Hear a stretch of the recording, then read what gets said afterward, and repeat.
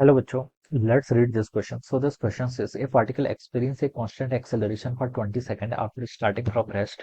If it travels a distance of s1 in the first 10 seconds and a distance of s2 in the next 10 seconds, then ठीक है। आपको यहाँ पर s1 और s2 क्या क्या बताना है, रेसी बताना है। ठीक है, तो चलिए इस क्वेश्चन को स्टार्ट करते हैं।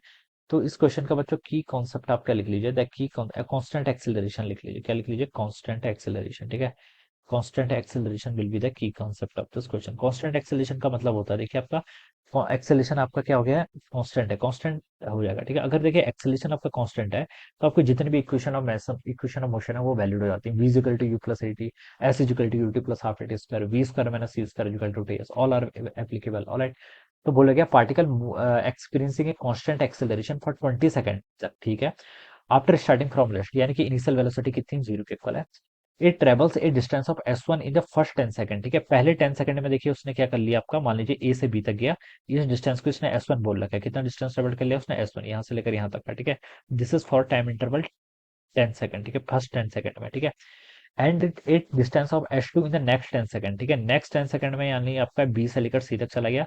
और यहाँ पर इसने जो डिस्टेंस ट्रेवल कर रखी हो आपकी s2 हो जाएगी। टोटल टाइम कितना हो जाएगा आपका, ये पहले के 10 सेकंड थे, ये आपका t2 के आपका दूसरा 10 सेकंड। ठीक है, देन आपको S1 S2 का रेशियो बताना है। तो बच्चों ये तो इजी है, देखिए इनिशियल वेलोसिटी कितनी थी, जीरो थी। ठीक है, और टाइम आपको बता रखा है, डिस्टेंस आपको पता है। ठीक है,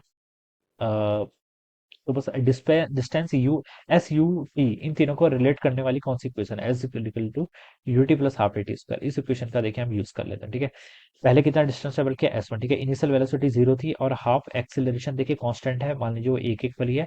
टाइम कितना लगा, 10, तो ये हो जाएगा आपका 10 का स्क्वायर। ठीक है, तो यहाँ से आप इसको लिख लीजिए, देखिए 10 का स्क्वायर 100, 100/2 50।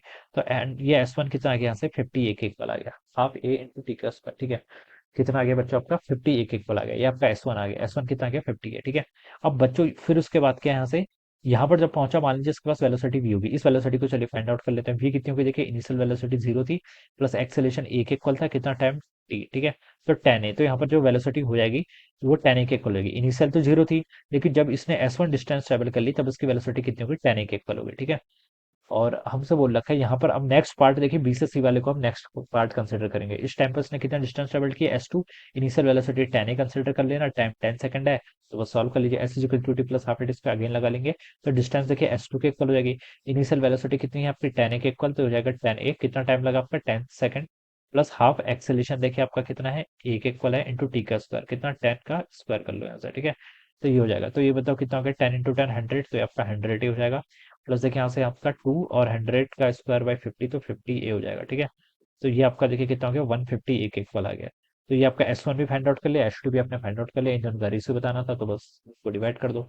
S1/S2 कितना होगा, 50 a/150 आपका 1/3 के इक्वल हो जाएगा।